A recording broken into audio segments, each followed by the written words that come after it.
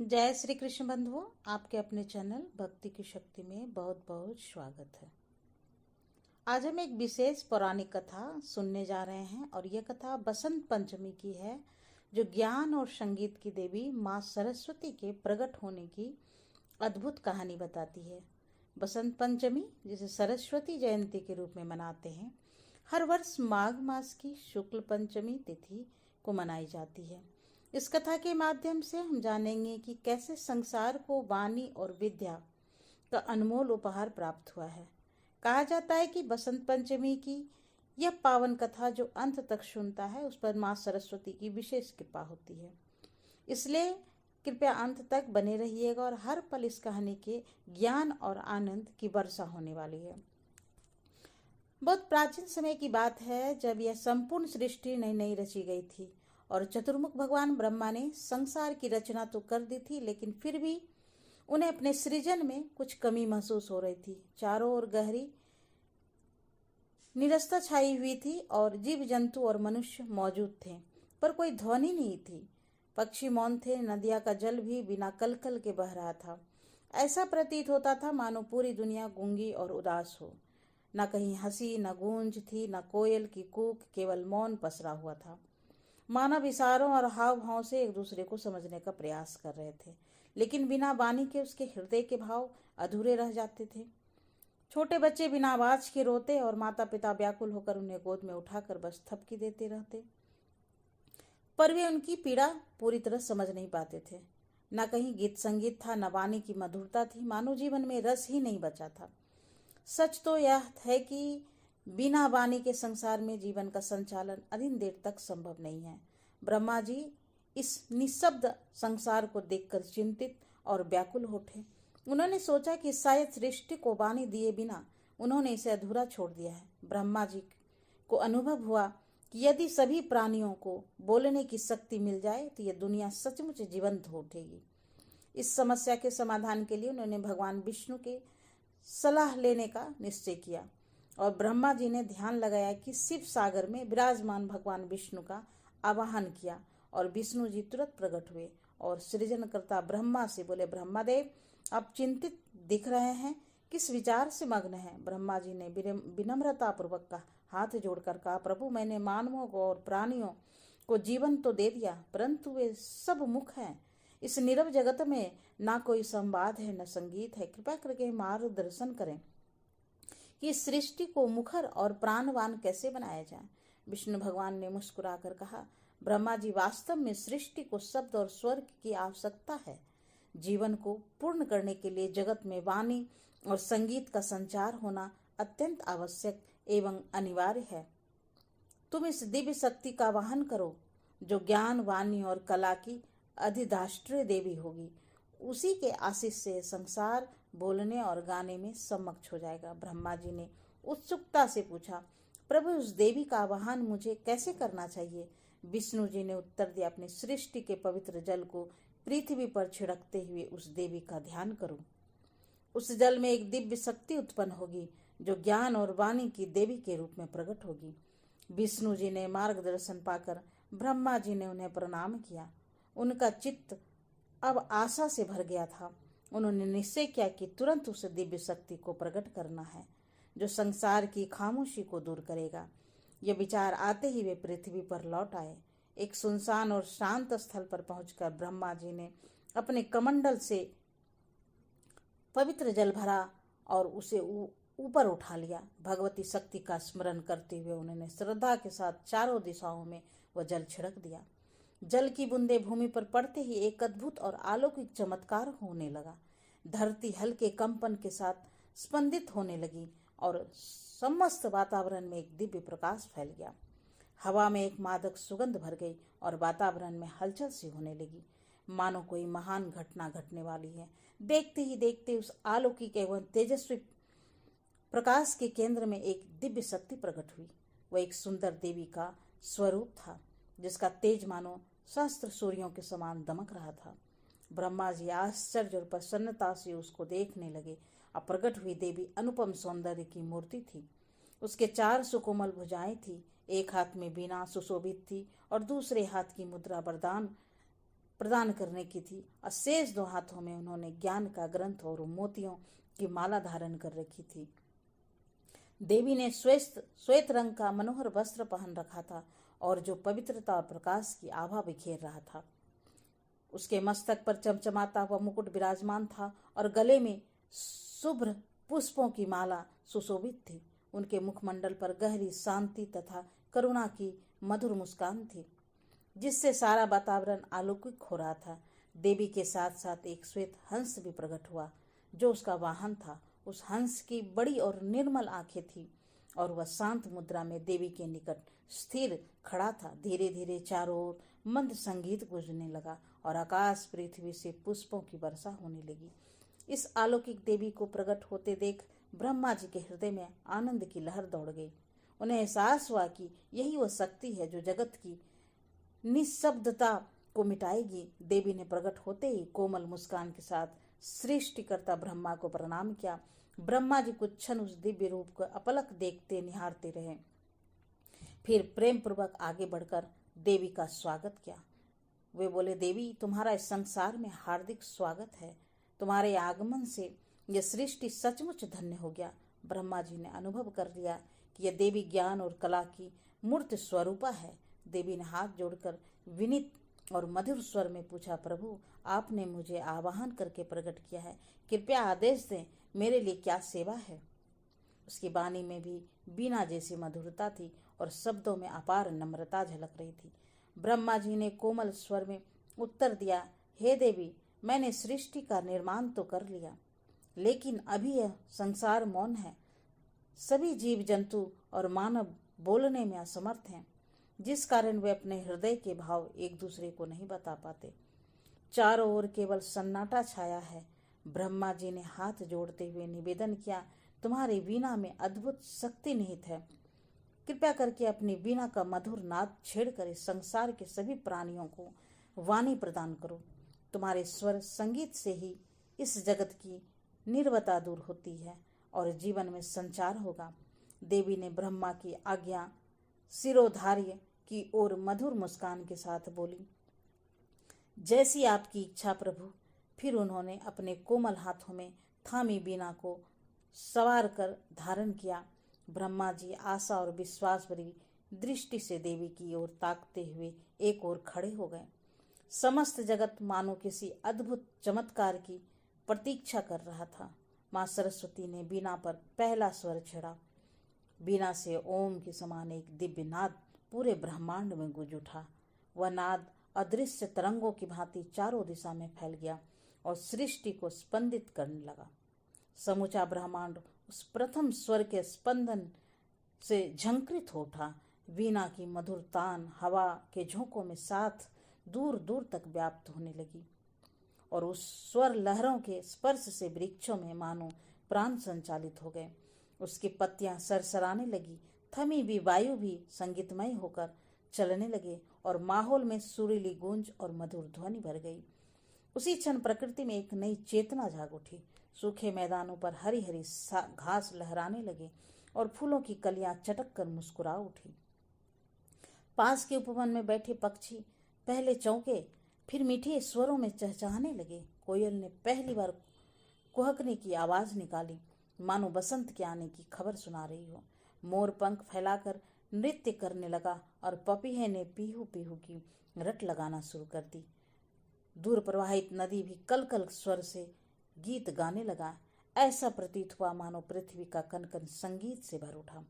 केवल प्रकृति ही नहीं, सारे जीव जंतु और मानव भी उस दिव्य स्वर से अलौकिक एवं प्रफुल्लित हो उठे। जिस मनुष्य के मुख से अब तक एक शब्द नहीं फूटा था, उसके कंठ से सहसा स्वरों की धारा प्रवाहित होने लगी। सभी लोग विस्मय से इधर उधर देखने लगे कि यह अद्भुत परिवर्तन कैसे हो गया। कुछ लोग आश्चर्य से अपने मुख को छूकर देखने लगे कि आवाज सचमुच उन्हीं के भीतर से निकल रही है। एक नन्हा बालक जो अब तक केवल आंसू बहाकर चुपचाप रोता था, पहली बार मां शब्द बोल पाया। इस सुनते ही उसकी माता हर्ष से अभिभूत हो गई और प्रसन्नता के आंसू लिए अपने बच्चों को गले लगा लिया।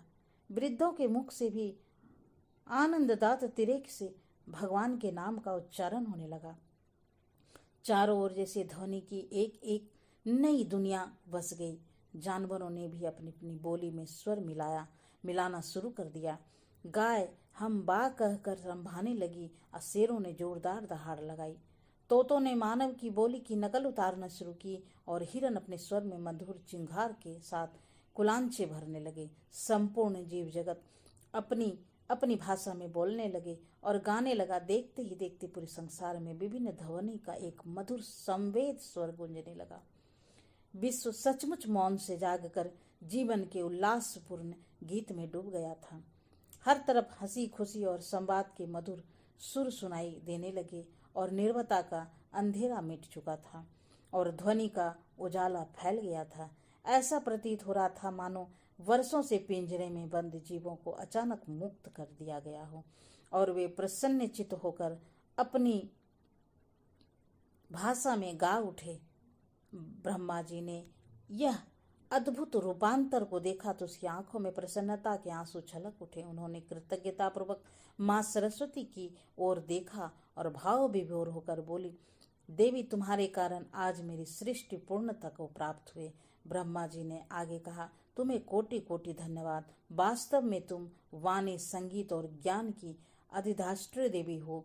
तुम्हारी वीणा नाद में संसार की अभिव्यक्ति और जीवंतता का अनुपम उपहार दिया है। ब्रह्मा जी का हृदय हर्ष और आभार से भर उठा। ब्रह्मा ने आदरपूर्वक देवी को सरस्वती नाम से संबोधित किया। वे बोले, आज से तुम सरस्वती कहलाओगी। वाणी और विद्या की देवी, संसार तुम्हें अनेक नामों से पुकारेगा। कोई तुम्हें वांग देवी कहेगा तो कोई शारदा, तो कोई तुम्हें वीणा वांदिनी नाम से सम्मान देगा। कला और संगीत की जननी होने के कारण तुम सदा पूजनीय रहोगी। देवी सरस्वती ने विनम्रतापूर्वक सिर झुकार ब्रह्मा जी की वाणी को स्वीकार किया। उनके अधरों पर एक दिव्य मुस्कान थी और ब्रह्मा जी ने यह वचन समस्त ब्रह्मांड में प्रतिध्वनित हो गए कि माँ सरस्वती की ज्ञान, विज्ञान, कला और बुद्धि की दात्री है। यह सुनकर सभी प्राणी प्रसन्न हो उठे। देवी के प्रकट होते ही वहाँ उपस्थित मानवों और ऋषि मुनियों ने श्रद्धापूर्वक उनके चरणों में शीश झुका दिया और एक स्वर में माता सरस्वती की जय जयकार करने लगे। कुछ ज्ञानी जनों ने माँ सरस्वती की स्तुति में वेद मंत्रों का गायन प्रारंभ कर दिया। उन्होंने मधुर स्वर में प्रार्थना गाई, या कुंद तुषार हार धवला, या शुभ्र वस्त्रावता, या वीणावर दंड मंडिता, कर श्वेत पद्मासना ब्रह्मचित।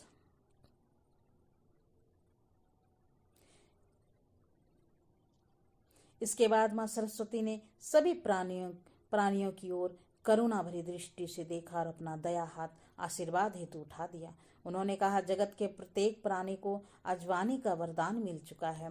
मेरी कामना है कि वे इस वाणी का प्रयोग सदैव अच्छे कर्म, सद्भाव और ज्ञान के प्रसार के लिए करें। सरस्वती माँ ने समझाया, स्मरण रखें, वाणी ईश्वर का दिया हुआ अनमोल उपहार है।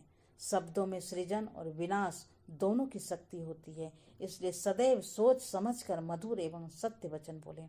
आपकी वाणी से किसी का दिल न दुखे, बल्कि सबको प्रेरणा और सुख मिले।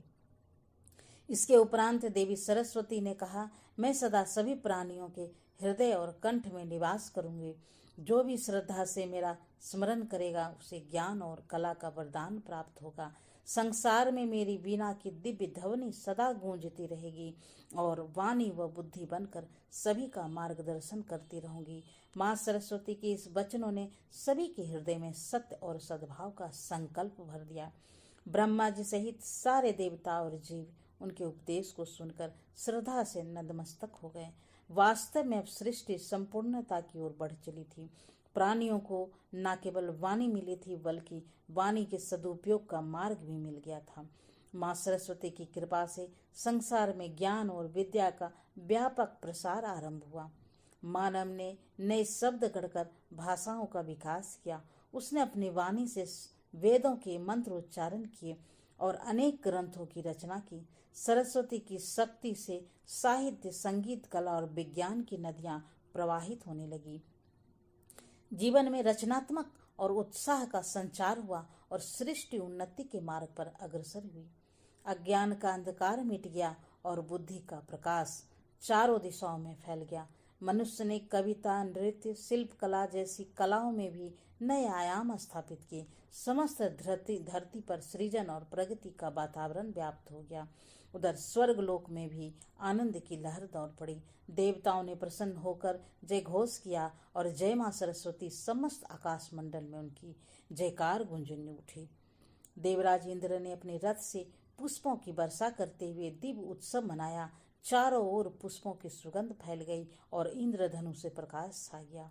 देवऋषि नारद भी उस आनंद उत्सव में शामिल थे और नारायण नारायण कहते हुए उन्होंने तुरंत अपनी वीणा उठाई और मधुर सुर में मां सरस्वती की महिमा का गीत गाने लगे।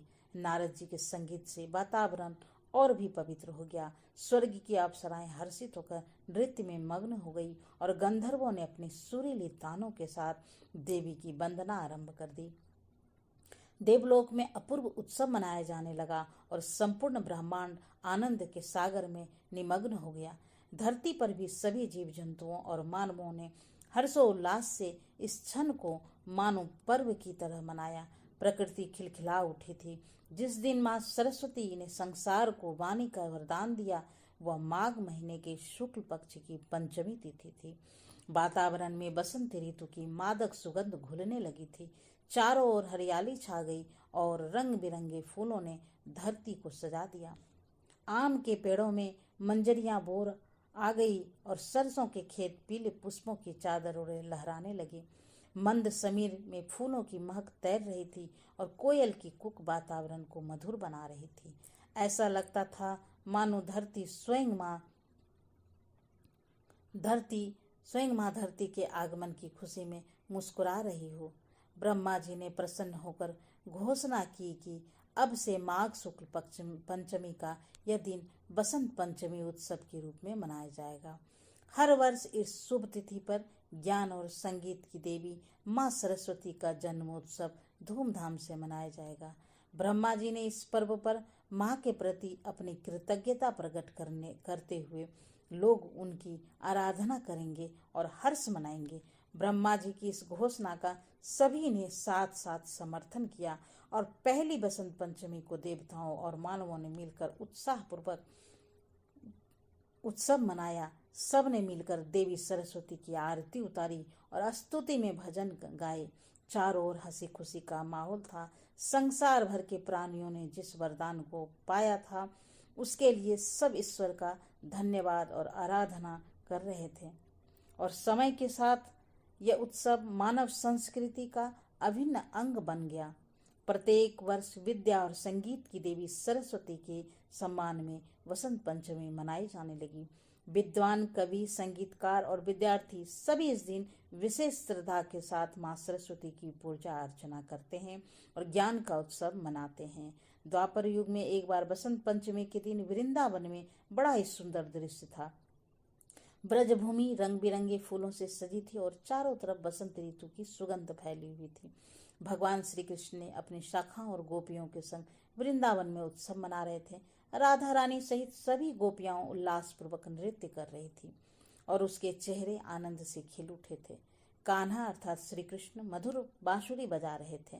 ऐसा प्रतीत होता है मानो स्वयं देवी सरस्वती उस रसमय संगीत में बीना के सुर मिला रही हों। उस दिव्य रास के मध्य श्री कृष्ण ने मन ही मन मां सरस्वती को नमन किया और उसकी कला और विद्या से प्रसन्न होकर वरदान दिया, आज से प्रत्येक वर्ष बसंत पंचमी के दिन पृथ्वी लोक में आपकी भी पूजा हुआ करेगी। श्री कृष्ण ने इस वरदान से वृंदावन में उपस्थित देवंग और संत जन आनंदित हो उठे।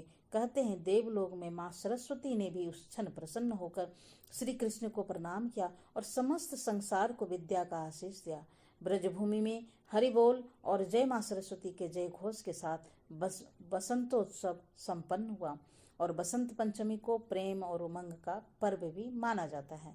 बसंत को ऋतुरा और ऋतुओं का राजा कहा जाता है, जो पृथ्वी पर फूलों की बहार और नई जीवंत ऊर्जा लाता है। पौराणिक कथाओं के अनुसार एक दिन कामदेव प्रेम के देवता और उनकी पत्नी रति की पूजा का भी विधान है, क्योंकि बसंत ऋतु के आगमन से जगत में प्रेम और सृजनशीलता की भावना जागृत होती है। आज यह पावन पर्व पूरे भारतवर्ष में बड़े उल्लास और श्रद्धा के साथ मनाया जाता है। लोग इस दिन पीले वस्त्र धारण करते हैं क्योंकि पीला रंग वसंत ऋतु और ऊर्जा का प्रतीक माना जाता है।